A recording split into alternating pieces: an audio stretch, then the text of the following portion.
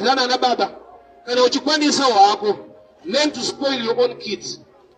Mwana wako aseti surprise na pizza ngazvijaire kumba kwawo aregere kutocheterwa kuti atoita pambiri nokuti kuna akatenga chicken. Vana vako ngavajairewo zvakanaka varegere kudyutwa nevakomana avo. Vakomana havasi kuita zvinhu zvikuru stereki kwanasikana vedu, vari kungoendesa kufirimu umuvhu chaiko. Obva ikoko obva adya huku yatonhumbu. Hakuna zvihombe zviri kuitwa neboys izvi zvokuti ungatoti mwana ukava ukatadzawo kuitira vako vana vanoitirwa. Type inozovaitira haijaidze. I'll repeat this. Adam ukasapota uchiswera na Eve uchitsvagirawo mukadzi wako zvekudya akaonekwa naPastor Snake vanoenda kulati. Mukadzi akatozouya aguta. Why? Because baba vakasapa munhu wavo anopiwa nemumwe anenge akuzvituwo baba. Learn to do good things to your family. Zvichikwanisika hazvo kona kuitira zvakanaka vekwako, especially your own household. Why? Kuti wakaipa regere kutora advantage. Kadzi mukuru chaanovhunduka chikafu. Kune machinda akaoma moyo zvekuti angatochengetei kutengera wako.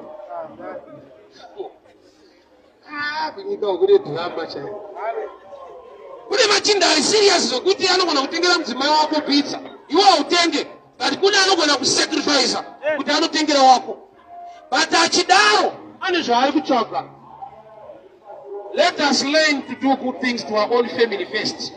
Varegere kutorwa advantage nemwe China nemasystems ari munyika today.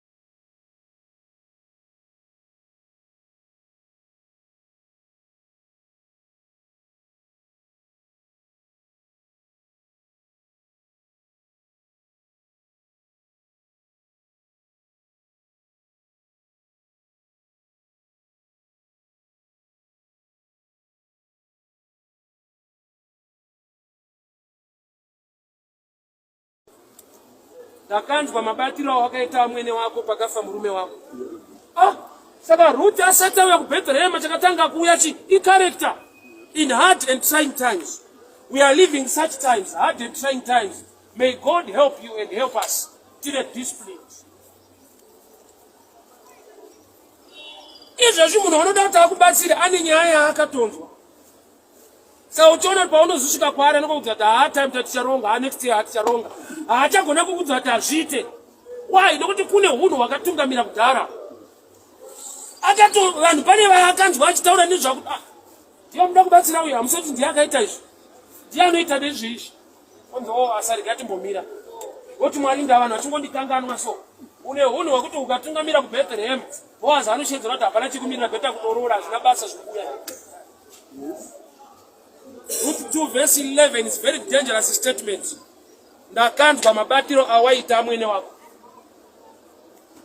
Izvozvi mabatiro ari kuita vamwe vanhu. Pane kwazviri kurejeswa zvichionekwa.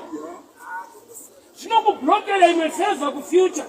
Dziri nyaya dzaunonge hadzina basa. I must tell people. So level of knowledge ine nyaya. Pane pekuti Mwari vanoita zvinhu. But chinzwa Mwari vacho vachitaura vanoti vanhu vangu vaparara nokushayiwa ruzivo. Imi Mwari vanhu ava ndevenyu. Mavarega sei vachiparara. Pane pekuti Mwari vanoita zvinhu mulife mako maringe the level of knowledge. Because knowledge will not create a believing. Knowledge, information will not create a level of faith. Faith comes by hearing. Hearing kundwa information in knowledge. So Mwari paano act according to your faith, vari act according to your knowledge. kutenda kunouya nekunzwa shoko raMwari. Zvakati shoko raMwari raunonzwa ndorinogadzira chinonzi faith. Saka faith iproduct ye-knowledge, kwete ye-problem. Kuti handinotenda kuti Mwari vanozviita, ndotenda kuti Mwari vanozviita. Kana mauri musina knowledge, hamuna chinonzi faith. Mune shungu kana kuti chivindi kana kuti kushinga. Kuti vanotoita chete ndiri mwana wavo, vanozviratidza Mwari, vanoita chete. Faith nechivindi zvakasiyana. Kushinga nekuziva zvakasiyana. A lot of believers vane chivindi vakashinga. Mwari vachazviita chete, miraone pane zvichaitika. Without faith you can't please God. Faith is product ye hearing a picture, ye knowledge. So kutsvaka ruzivo pamusoro peshoko raMwari kunokosha. Uye kutsvaka Mwari even through prayer kunokosha.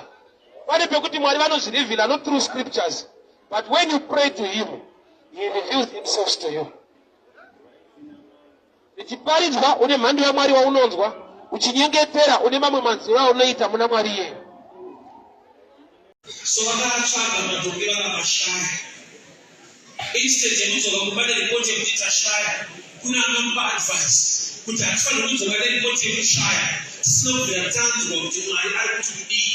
Let's go and see the man of God in the city. Ukava neshamwari yakadaro ufunge wakomborerwa, inokudzwa kuti guru nyangwe zvataite zvaramba ngatigonamata tinzwa kuti Mwari vanoti kudii. That kind of friend inonetsa kuwana. Inokuudza kuti aiwa izvo zvinogoramba ngatinzwa kuti Mwari vanoti kudii. Tinonokuudza kuti akati zvatoramba zvaramba asinganzerengesi. Kune anoti aiwa henyenge zvaramba mukuedza kwedu, but we need to pray fast. Titsvake the mind of God. Vakakomborerwa zvavo vana dzishamwari dzakadaro. Manje ini ndiri nherera handina munhu anozondionawo, ini handina kana akandiendesa kuchikoro. Yekuti hauna kuendeswa kuchikoro ndainzwa. Hausatombonzwa yevanhu vakazviendesa. Pamwe research yako iripuwa. Ndakanzwa munhu akataura kuti handiswa kuchikoro bva ndakura ndakashanda ndikanyorera. Zvinobvumirwa ufunge kuzviendesa. Poto uchita research mulife uchibvunza kana ana Dr. Mugoro uchibvunza makazvifambisa dzimwe nguva pamwe nemari yekuendeswa havana, but vakazoti vakura ndobva vatanga kunyora nemamwe madegree avasina kuendeswa nemubereki.